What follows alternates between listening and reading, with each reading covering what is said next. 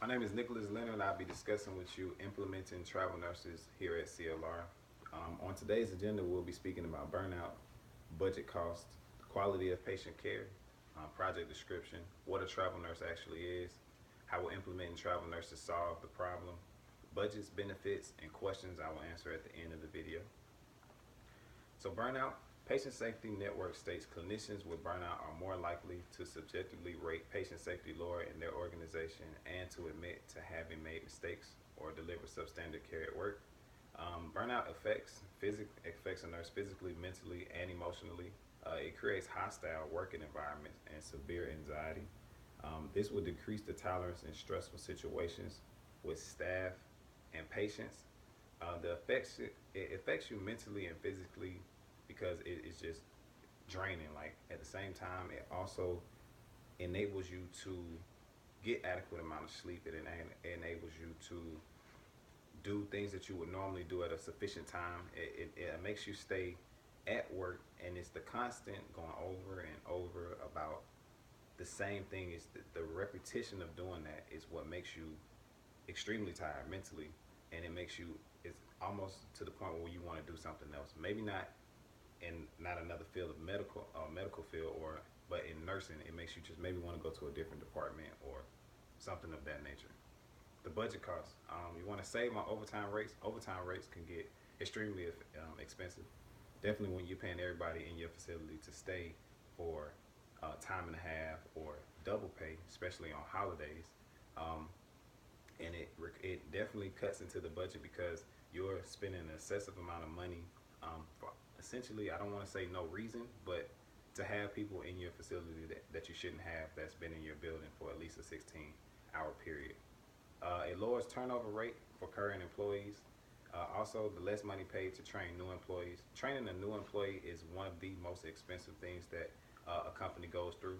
A consecutive estimate is that the cost of hospitals, 10,000 in direct recruitment costs each time an RN position turns over. On average, a facility of 400 RNs must be prepared to recruit and train up to 80 new RNs per year, representing direct costs of $800,000 per year.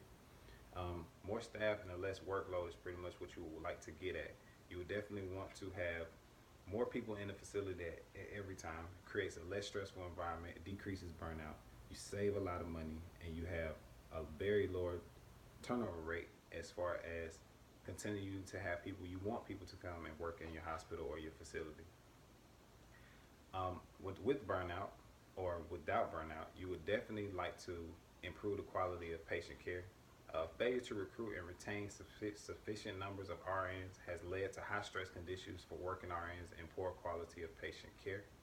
Um, Poor patient care is resulting from medication errors, and once again, this is coming from burnouts, people who are tired, mentally exhausted. With medication errors, is you see the same medication look alike, sound alike. You probably think that you gave the right drug when you really didn't. Mental exhaustion is you're extremely tired, and as we all know, as a tired person or an employee, you don't think your best when you are tired. And inadequate staffing is a big one. I believe that inadequate staffing it forces you to have burnout because you absolutely have no other relief to relieve you from a shift or to go to the next day without staying the maximum amount of hours that you can stay in the shift, which is 16 hours. So this project description, we want to incorporate 6 new travel nurses to CLR. We also, by doing this, we feel that we will maintain a high patient census. You know, that patient census is what keeps the funding coming for the organization or facility. And we also want to improve staff morale, where they don't feel like they're overworked, where they have someone that can come and relieve them at a sufficient time. So how will we implement this?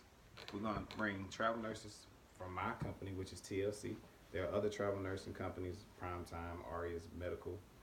These agencies, we recruit nationwide to fulfill the need. We pretty much just send out on a database of an application. You apply as long as you fit the description, you fit the credentials, your background is sufficient. There's no trouble or anything criminally wrong.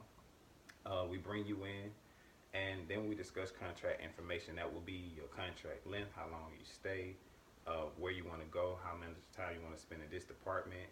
And normally the contract lengths are about 13 weeks, which is about 3 months. And in an area or a rural area where there is a nursing shortage, like in Vermont, they normally renew your contracts for more, so it'll be 3 months at a time. Normally staying for a year, even longer than a year at that facility.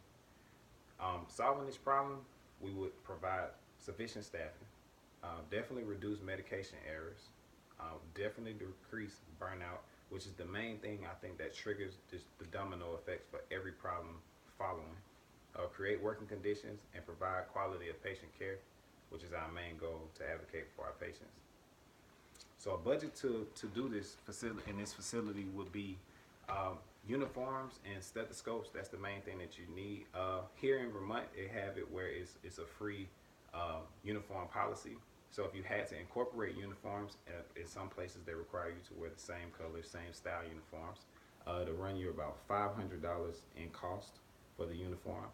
Train an agency nurse on systems, equipments, and policies and procedures will run you about $6,000 just per nurse annually. To rent a car for reliable transportation to and from work, that is incorporated. Reliable transportation is something that you should have regardless. So that'll run you $6,240. Annual housing reimbursement to come and stay. They pay for your housing while you're here. It's $14,400. An annual meal allowance will be $24,960, and the annual nurse salary will be $102,500.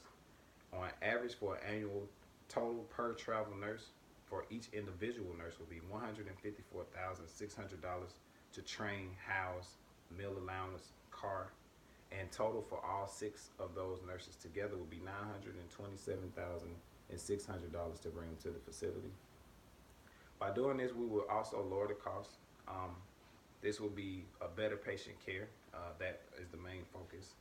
We also will eliminate errors to the best of our ability, and we also will bring less staff, less stressful work environments to collect or to help the facility run at its best and smoothly, and that's what TLC will bring to CLR. Any questions, you can click on the link or you can ask me directly via email.